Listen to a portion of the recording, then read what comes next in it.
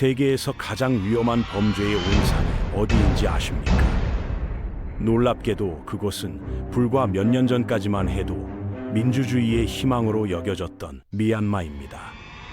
현재 이 나라는 전 세계 아편의 절반 이상을 생산하며 수십억 달러 규모의 사기 산업의 중심지가 되었습니다. 한때 평화로운 불교 국가였던 이곳이 어떻게 국제 범죄의 심장부로 변모했을까요? 미얀마의 범죄 제국이 어떻게 구축되었는지 깊이 파헤쳐 보겠습니다. 미얀마가 오늘날의 범죄 천국이 된 배경을 이해하려면 이 나라의 뿌리 깊은 역사적 상처를 살펴봐야 합니다. 1886년부터 1948년까지 영국 식민지였던 버마는 독립 후에도 진정한 자유를 맛보지 못했죠. 독립 당시부터 이 나라는 분열의 씨앗을 품고 있었습니다. 135개가 넘는 서로 다른 민족들이 모자이크처럼 흩어져 살고 있었고, 각각은 고유한 언어와 문화 그리고 자치에 대한 열망을 가지고 있었거든요. 중앙정부가 이들을 하나로 묶으려 할수록 저항은 더욱 거세졌습니다. 1958년 군부 쿠데타는 이 나라 운명의 분수령이 되었습니다. 윈 장군이 이끄는 군사정권은 버마식 사회주의라는 기괴한 실험을 시작했습니다. 이는 사실상 경제를 완전히 고립시키고 외국인 투자를 차단하는 것이었습니다. 한때 동남아시아의 쌀창고였던 이 나라는 순식간에 세계 최빈국 중 하나로 전락했습니다. 합법적인 경제가 붕괴하자 사람들은 생존을 위해 다른 길을 모색해야 했습니다. 특히 중국, 라오스와 국경을 맞댄 샨주의 산악지대에서는 아편 재배가 유일한 생계수단이 되었어요. 해발 1000m가 넘는 고산지대의 서늘한 기후는 양귀비 재배에 최적의 조건을 제공했습니다. 이 지역이 바로 악명 높은 골든 트라이앵글의 핵심이죠. 미얀마 동북부, 라오스 북서부, 태국 북부가 만나는 이 삼각지대는 아프가니스탄에 이어 세계 제2의 아편 생산지역이 되었습니다. 하지만 단순히 지리적 조건만으로는 이런 거대한 마약 제국이 탄생할 수 없었어요. 결정적 요인은 바로 끝없는 내전이었습니다. 군사정권은 소수민족들의 자치 요구를 무력으로 진압했고, 이에 맞서 수십 개의 민족 무장단체들이 결성되었습니다. 이들은 무기를 구입하고 병력을 유지하기 위해 자금이 필요했죠. 아편은 그 완벽한 해답이었습니다. 흥미롭게도 군사정권조차 이 불법 거래에 눈 감아 주었어요. 일부 친정부 민병대들에게는 아편 거래를 허용하는 대신 반정부 세력과 싸우도록 했습니다. 이른바 더운 거래였죠. 정부군, 반정부군, 친정부 민병대 모두가 마약 자금으로 전쟁을 치르는 기괴한 구조가 완성된 것입니다. 1990년대 들어 국제사회의 압력이 거세지기 시작했습니다. 특히 미국과 유럽연합의 경제 제재는 군사정권에게 큰 타격을 주었어요. 설상가상으로 2007년 사프란 혁명이라 불리는 대규모 민주화 시위가 전국을 휩쓸었습니다. 수만 명의 승려들이 거리로 나서자 국제적 관심이 집중되었죠. 압박에 못 이긴 군부는 2010년 제한적 민주화를 시작했습니다. 오랫동안 가택연금에 있던 민주화 지도자 아웅산 수치를 석방하고 그녀가 이끄는 국민민주연맹의 정치활동을 허용했어요. 2015년 총선에서 국민민주연맹이 압승을 거두자 미얀마에는 새로운 희망이 싹텄습니다. 아웅산 수치 정부는 즉시 범죄와의 전쟁을 선포했습니다. 마약 단속을 강화하고 불법 광산을 폐쇄했어요. 그 결과 아편 생산량이 눈에 띄게 감소했습니다. 2017년 유엔 마약범죄사무소 보고서에 따르면 미얀마의 아편 생산량은 전년 대비 25% 줄어들었거든요. 하지만 이런 개선은 오래가지 못했습니다. 군부는 여전히 막강한 권력을 유지하고 있었어요. 헌법상 국회의석의 25%를 군부가 차지했고, 국방, 내무, 국경장관직도 군부가 독점했습니다. 더 중요한 것은 언제든 비상사태를 선포하고 권력을 되찾을 수 있는 조항이 있었다는 점이죠. 2021년 2월 1일 새벽, 그들의 인내심이 바닥났습니다. 군부는 아웅산 수치와 주요 민간 지도자들을 일제히 구금하고 1년간의 비상사태를 선포했어요. 미얀마의 짧은 민주주의 실험은 이렇게 막을 내렸습니다. 쿠데타에 맞선 시민들의 저항은 상상을 초월했습니다. 시민 불복종운동이라는 이름으로 공무원, 교사, 의사, 은행원들 군인들이 일제히 업무를 거부했어요. 거리에서는 연일 시위가 이어졌습니다. 하지만 군부의 대응은 무자비했습니다. 시위대를 향한 실탄 발포가 일상이 되었고 수천 명이 목숨을 잃었죠. 절망한 시민들 중 일부는 무기를 들었습니다. 국민방위군이라는 이름의 무장 조직들이 전국 곳곳에서 결성되었어요. 기존의 소수민족 무장 단체들도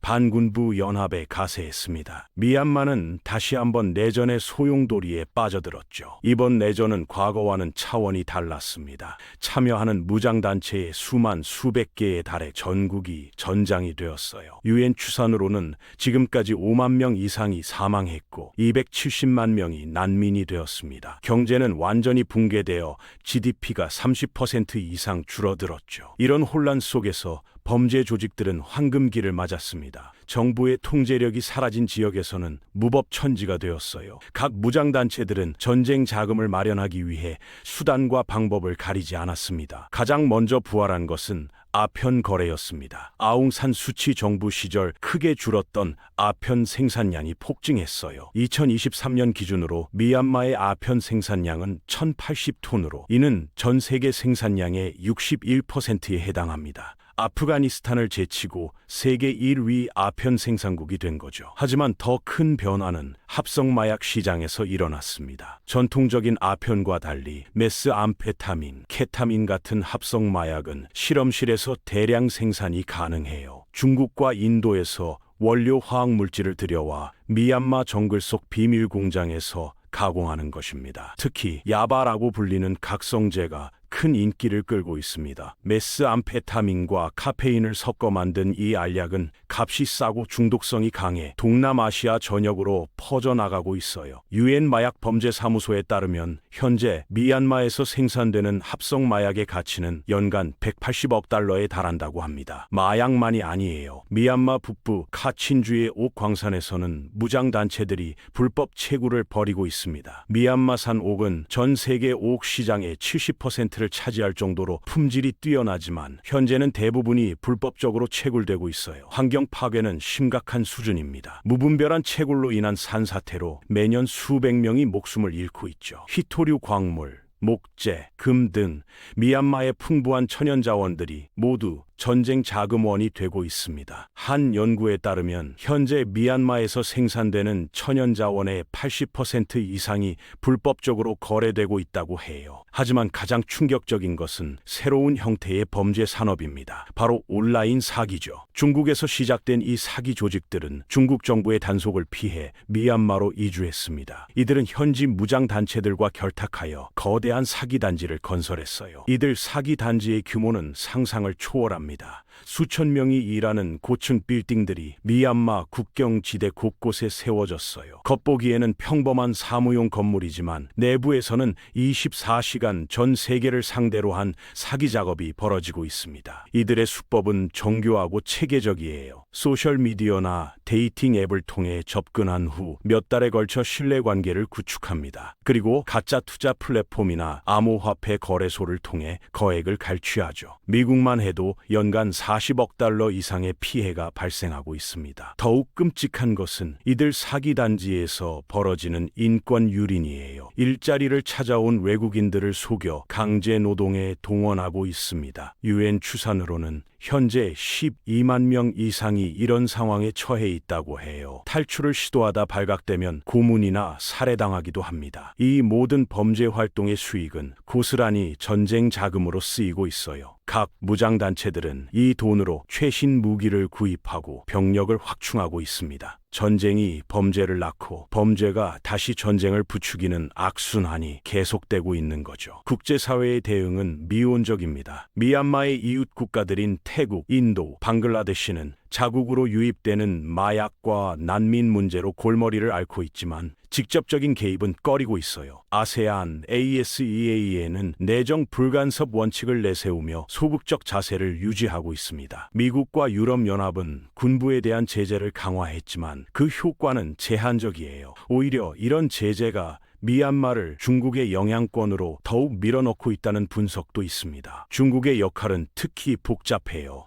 한편으로는 자국민을 상대로 한 사기 범죄 때문에 일부 사기 단지를 공격하도록 현지 무장단체들을 지원하고 있습니다. 하지만 동시에 미얀마 군부에게는 무기와 자금을 제공하고 있어요. 양쪽을 모두 지원하면서 자국의 영향력을 극대화하려는 전략으로 보입니다. 중국에게 미얀마는 1대1로 구상의 핵심 거점이죠. 인도양으로 나가는 관문이자 에너지 수송로인 미얀마를 안정적으로 통제하는 것이 중국의 전략적 목표입니다. 누가 권력을 잡든 상관없이 중국에게 우호적이기만 하면 되는 거예요. 이런 상황에서 미얀마의 범죄 제국은 더욱 공고해지고 있습니다. 각 무장단체들은 자신들의 세력권에서 사실상의 국가 역할을 하고 있어요. 세금을 걷고 법을 만들고 심지어 여권까지 발급하고 있습니다. 물론 이 모든 것이 범죄 수익을 기반으로 하고 있죠. 전문가들은 이런 상황이 단기간에 해결되기 어렵다고 봅니다. 너무 많은 이해관계자들이 현 상황에서 이익을 얻고 있기 때문이에요. 무장단체들은 범죄 수익으로 전쟁을 지속할 수 있고 범죄 조직들은 무장단체의 보호하에 안전하게 활동할 수 있습니다. 더욱 우려스러운 것은 미얀마의 범죄 모델이 다른 지역으로 확산되고 있다는 점이에요. 캄보디아, 라오스 등 주변국에서도 유사한 사기 단지들이 발견되고 있습니다. 미얀마가 보여준 성공 사례를 따라하는 거죠. 결국 미얀마 문제는 이제 한 나라의 내부 문제를 넘어서 국제적 안보 위협이 되었습니다. 이곳에서 생산되는 마약은